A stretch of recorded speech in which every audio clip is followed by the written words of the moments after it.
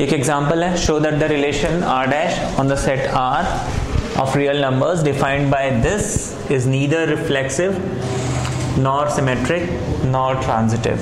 ठीक है, अच्छा इसको रिफ्लेक्सिव हमें चेक करना है कि क्या ये रिफ्लेक्सिव है। हमें देखो यहाँ पे क्या करना है, रिफ्लेक्सिव नहीं है ये प्रूव करना है। देखो जब भी नहीं है प्रूव करना होता है, आप कोई भी अगर एक ऐसा नंबर ढूंढ सकते हो वो सफिशिएंट है, आपको इसमें वो लेट x एंड y ऐसा कुछ करने की जरूरत नहीं है ना। जब प्रूव अदर वे राउंड, मतलब जब प्रूव करना होता है कि ये सिमेट्रिक है, रिफ्लेक्सिव है, तब तो हम कोई वेरिएबल्स अननोन नंबर्स लेंगे। लेकिन जब नहीं है प्रूव करना है, कोई भी नंबर ले सकते हो। क्या आप कोई ऐसा नंबर ढूंढ सकते हो कि वो अपने से छोटा, हाँ जैसे 2, देखो 2 रिलेशन 2 है, is 2 less than equal to 2 square, है ना। यहां पे आप लिख लोगे वी ऑब्जर्व दैट 2 है ना is not less than equal to 2 square, therefore r dash is not reflexive. ठीक है, अच्छा सिमेट्रिक,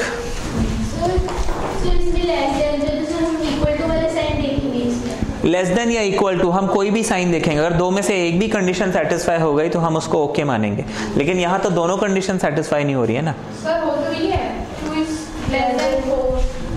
अच्छा सॉरी, 2 के बजाय हम कोई दूसरा नंबर ले लेते हैं।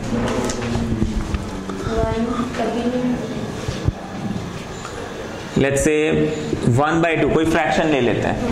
ठीक है, फ्रैक्शन ले लेते हैं। अच्छा 1/2 is less than equal to B square, 1/2 का स्क्वायर हम करेंगे क्या मिल जाएगा 1/4। अच्छा क्या 1/2 लेस देन इक्वल टू 1/4 है? नहीं है। अच्छा 2 में हो रहा था ये, लेकिन क्या 1/2 में हो रहा है? नहीं हो रहा है। एंड यहाँ पे क्या है ये set of all real numbers, तो यहाँ पे इट इज नॉट ट्रू। ठीक है, यहाँ पे it is not true, therefore it is not reflexive. ठीक है, ये मोस्टली आपको देखना है फ्रैक्शंस में देखने हैं, क्योंकि वो परफेक्ट नंबर्स में तो हो जाता है, ये वैलिड होता है। फ्रैक्शंस में देखो कई बार नहीं होता है। अच्छा इसके बाद रिफ्लेक्सिव तो नहीं है। सिमेट्रिक, सिमेट्रिक क्या है? A relation B then B relation A. तो 2 is less than equal to 3, या फिर और कोई नंबर ढूंढो। 2 is less than equal to 1 तो लिख ही नहीं सकते। तो इसमें नॉट सिमेट्रिक प्रूव करना है। हाँ not symmetric. 2 is less then और होगा ही नहीं, लेस देन इक्वल टू 1। नहीं, पहले हमें ऐसा नंबर लेना है जो है। जैसे देखो 2 और 3 लेते हैं तो 2 लेस देन इक्वल टू 3 लेना है ना। अब ये क्या हो गया 2 less than equal to 9, true. अच्छा उसके बाद 3 less than equal to 2 square, ये भी ट्रू है। मुझे ऐसा नंबर लेना है जिसका अदर वे राउंड आपको ट्रू ना मिले। जैसे हम लेट्स से ले लेते हैं -1 लेस देन इक्वल टू 4, या फिर -1 एंड हम ले लेते हैं -1 एंड 2। ये हमने दो नंबर ले लिए, -1 एंड 2। अब -1 is less than equal to 2 square, यानी -1 less than equal to 4, true false. अब सिमेट्रिक क्या होता है, मैं इसको फ्लिप करूंगा, मतलब 2 एंड -1 चेक करूंगा कि क्या ये मतलब ट्रू है। मतलब 2 लेस देन इक्वल टू -1 का स्क्वायर, यानी 2 less than equal to 1, false. यहाँ पे नहीं है, ये समझ में आए? तो यहाँ पे ट्रू हो गया, यहाँ पे फॉल्स हो गया। तो for -1 and 2 it is not symmetric, है ना। ये लिख लोगे, for this value it is not, है ना।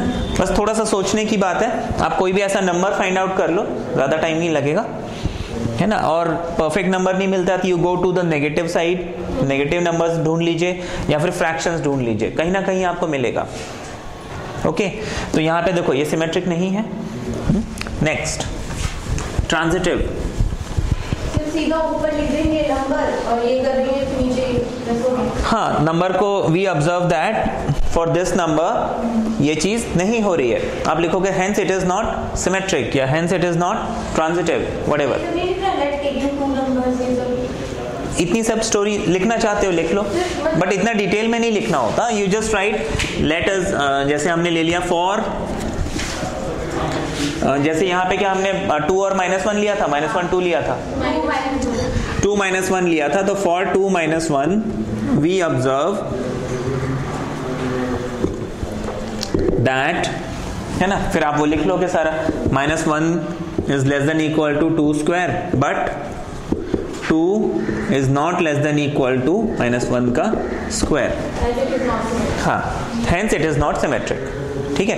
बेसिकली आप जैसे किसी से बातें कर रहे हो तो वैसे ही आपको लिखना है. अभी आपको अगर मैं बोलता आप मुझे समझाओ तो आप क्या बोलोगे, देखो ये हमने 2 नंबर लिए, ये नंबर लिए, तो अब इस नंबर में हमने देखा कि ये चीज तो ट्रू है लेकिन ये चीज फॉल्स है. मेरे को ऐसे ही बोलोगे ना आप लोग. तो बस उसी चीज को कॉपी में उतारना है और कुछ नहीं करना है. ठीक है. whenever you are doing a question, think of as if you are explaining it to someone.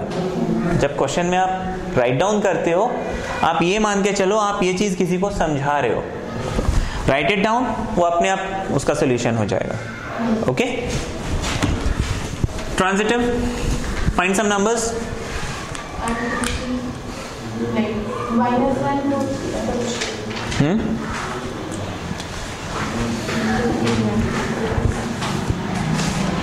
Let's say हम ले लेते हैं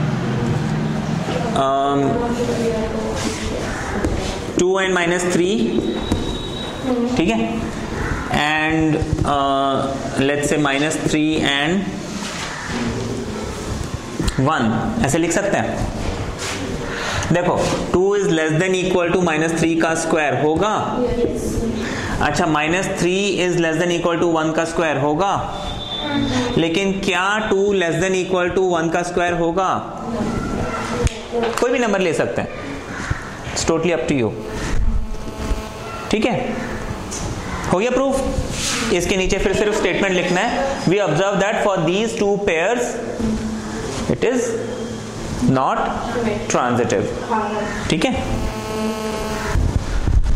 ओके, डन. अच्छा, इसी में हम एक एग्जांपल ले लेते हैं. सपोज मैंने आपको एक रिलेशन दिया है R डैश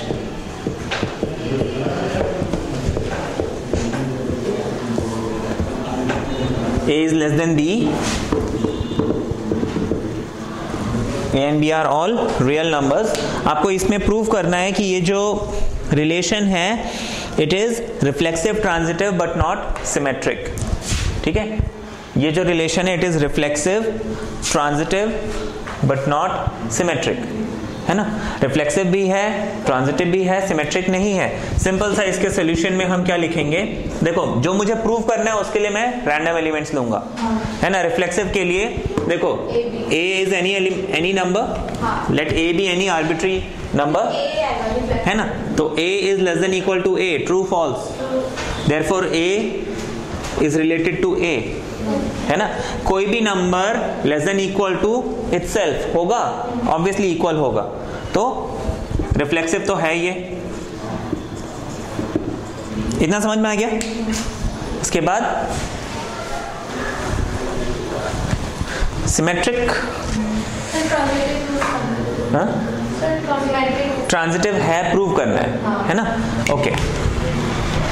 ट्रांजिटिव के लिए हमने लिखा A less than equal to B and B less than equal to C. तो obviously A is less than equal to C होगा, है ना. If A is less than equal to B and B is less than equal to C, A less than equal to C होगा, है ना. Logical सी बात है. तो हम लिख लेंगे इट इज ट्रांजिटिव. सिमेट्रिक आपको क्या करना है, प्रूव नहीं करना है कि सिमेट्रिक नहीं है.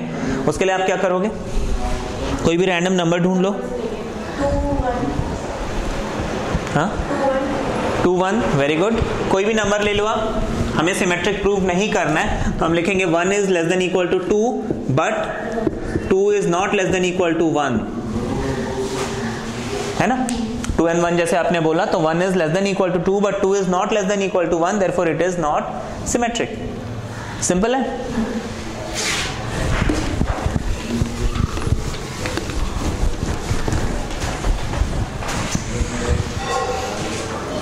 आगे देखो.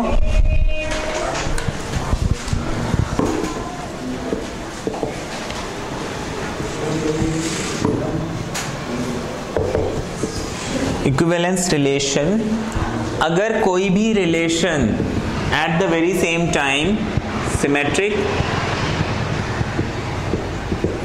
ट्रांजिटिव एंड रिफ्लेक्सिव तीनों हैं तो हम उसको क्या बोलेंगे? इक्विवेलेंस। ठीक है, तो अगर वो तीनों कंडीशंस को सेटिस्फाई कर देता है, मतलब वो तीनों ही रिलेशन है, तो हम उसको इक्विवेलेंस बोलेंगे। अब जैसे आपको बोला है कि suppose R dash is a relation is congruent to, ठीक है, R डैश हमने एक रिलेशन डिफाइन कर दिया इज कॉन्ग्रुएंट टू किसी एक ट्राइंगल्स के सेट में। आपको एक सेट दिया हुआ है of all triangles T1, T2 and so on, n number of triangles दिए हुए हैं। आपको उस ट्राइंगल्स के सेट में R dash is congruent to, ये एक रिलेशन हमने डिफाइन किया हुआ है। आपको प्रूव करना है कि ये जो रिलेशन है ये क्या है? इक्विवेलेंस है। इक्विवेलेंस प्रूव करना है means what? Symmetric, transitive, reflexive सारा प्रूव करना है। अब देखो सॉल्यूशन में फॉर रिफ्लेक्सिव के लिए हम क्या करेंगे? Let T1 be any triangle, T1 is any triangle, then T1 is congruent to T1 होगा। T1 is congruent to T1 होगा। जैसे ये कोई एक ट्राइंगल है ABC, क्या हम ABC is congruent to ABC लिख सकते हैं? Triangle ABC is congruent to triangle ABC लिख सकते हैं? ऑब्वियसली अपना कॉन्ग्रुएंट तो होगा ही। तो कोई भी ट्राइंगल अपना कॉन्ग्रुएंट होता ही है तो it is reflexive, therefore R dash is reflexive. हो गया? ऐसा स्टेटमेंट बस लिखने, और कुछ भी नहीं करना है इसमें। रिफ्लेक्सिव के बाद हमारे पास नेक्स्ट क्या है? सिमेट्रिक। यहां पे लिखोगे let T1 and T2 be two triangles, then T1 is congruent to T2,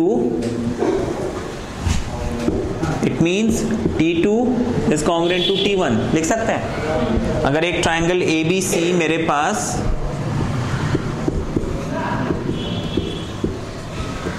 PQR के कॉन्ग्रुएंट है, triangle ABC is congruent to PQR, तो क्या मैं ट्राइंगल PQR को कॉन्ग्रुएंट टू ऐसे लिख सकता हूं? बिल्कुल लिख सकता हूं, है ना। तो हम लिखेंगे कि इट इज व्हाट? सिमेट्रिक। सिर्फ एक स्टेटमेंट लिखना है, therefore R dash this relation is symmetric. इसमें कोई डाउट? उसके बाद हमें नेक्स्ट क्या प्रूव करना है? Transitive.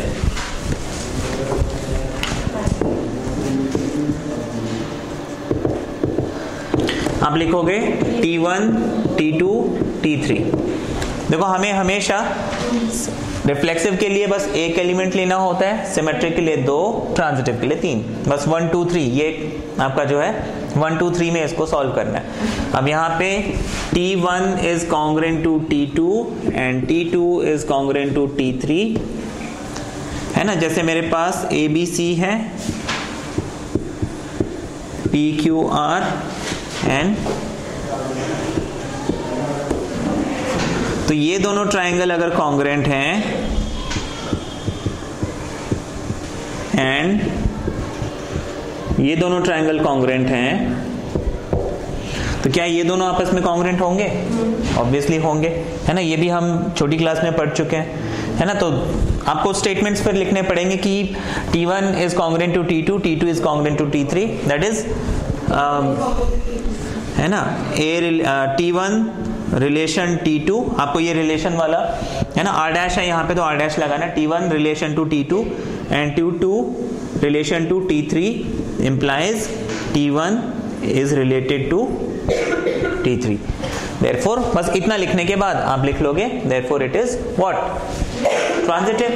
since the relation is symmetric, transitive and reflexive, it is equivalence relation. बस एक लाइन लिखनी है और कुछ नहीं करना है, इजी है। अब आगे 1 2 and 3 मैं समझा नहीं। हाँ मतलब वही आगे तो वही लिखना है ना कि क्योंकि ये रिफ्लेक्सिव, ट्रांजिटिव, सिमेट्रिक तीनों है, ये इक्विवेलेंस है, वही तो लिखते हैं, वो तो लिखना ही पड़ेगा आपको, क्योंकि इक्विवेलेंस का मतलब ही है वो तीनों होना चाहिए। तो 1 2 3 नहीं लिख सकते, छोटा हो जाएगा ना। अच्छा 1 2 3 लिखना चाहते हो? शॉर्ट फॉर्म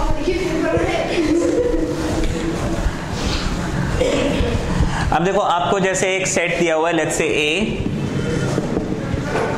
1 2 3 4 5 6 7, ठीक है, ये आपको कोई भी एक सेट दिया हुआ है। यहाँ पे आपको एक रिलेशन R डिफाइन किया हुआ है A, B such that either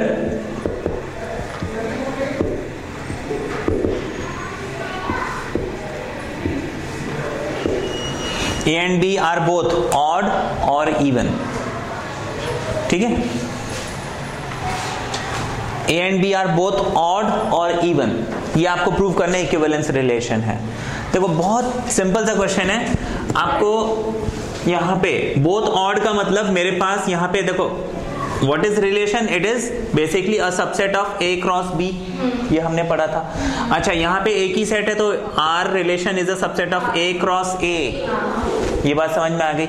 अब इसको क्रॉस करूंगा मुझे 1 1 1 2 1 3 1 4 1 5 1 6 1 7, फिर 2 1 2 2 3 2 2 2 4 एंड सो ऑन, ऐसे सारे सेट बनेंगे। इसमें मुझे कौन कौन से नंबर लेने हैं? वो सारे पेयर्स जहां पे या तो मुझे ऑड नंबर मिलता है या फिर इवन नंबर, यानी 1 1 1 3 5 because it has to be both odd या फिर बोथ इवन, या फिर जैसे 2 and 4 2 and 6, है ना, मतलब ऐसे जितने भी पॉसिबिलिटीज हैं मैं लिख नहीं रहा हूं।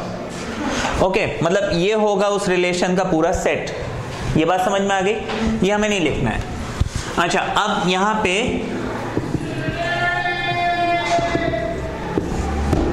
रिफ्लेक्सिव में अगर आप इसका कोई भी एक एलिमेंट लेते हो A, अब 2 केसेस अराइजेस, यहां पे या तो A इज इवन, अगर A इवन है तो A रिलेशन A होगा, क्योंकि A कॉमा A, अगर ये नंबर इवन है तो ये भी इवन है ही ना, ऑड हो सकता है क्या कोई भी number at the same time even odd दोनों हो, पॉसिबल है ना, अगर इवन है तो इवन ही होगा। जैसे हमें 2 मिलता है तो मैं इसको इवन बोलूंगा या इवन ऑड बोलूंगा, ट्रू। अब इसमें दूसरा केस होगा, मैं समझा रहा हूं है ना, इसको ऐसे लिखते जाना है, जैसे जैसे मैं बोल रहा हूं वैसे आपको लिखना है। Second case is A is odd, तो A comma A is what, odd. अगर मुझे 3 मिलता है, if this is odd number then obviously this is odd number, है ना, तो रिफ्लेक्सिव तो हो गया ये, क्योंकि जो भी आपको पेयर मिलेगा, ऑर्डर्ड पेयर मिलेगा, वो दोनों ही इवन होंगे, नहीं तो दोनों ही ऑड होंगे, क्योंकि सेम नंबर है ना, स्टेटमेंट लिख लोगे। रिफ्लेक्सिव के बाद सिमेट्रिक,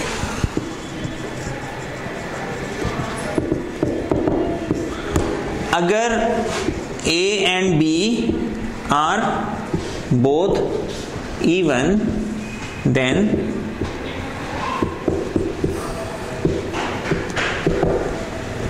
होगा।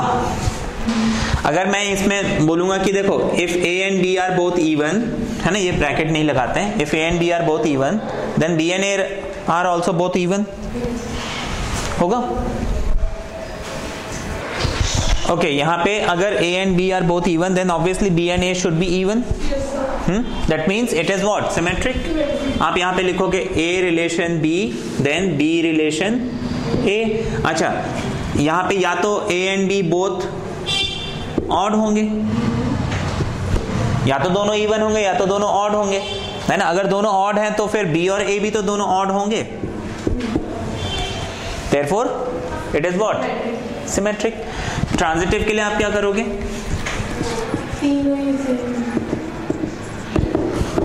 यहाँ पे A and B are both odd and B and C दोनों क्या होंगे, ऑब्वियसली ऑड होंगे, देखो अगर ए और बी ऑड हो गया तो बी ऑड नंबर है तो इसके साथ जो पेयर में नंबर आएगा ऑड ही होना चाहिए, क्योंकि रिलेशन की डेफिनेशन ही ये है। अब A odd number, B odd number, B odd number, C odd number, इसका मतलब ए और सी दोनों ऑड नंबर। ठीक है, मैं पूरा प्रेजेंटेशन नहीं कर रहा हूं, ये आप लोग को स्टेटमेंट लिखना है, ध्यान रखना इस चीज का। तो ये दोनों ही ऑड नंबर होंगे। वैसे ही आप इवन नंबर के लिए भी लिख लोगे, तो इवन है तो इवन है, ऑड है तो ऑड है, मतलब ये ट्रांजिटिव भी हो गया। तो reflexive, transitive, symmetric, it means equivalence. ठीक है, इजी है ना, बस थोड़ी सी स्टोरी लिखनी और कुछ नहीं।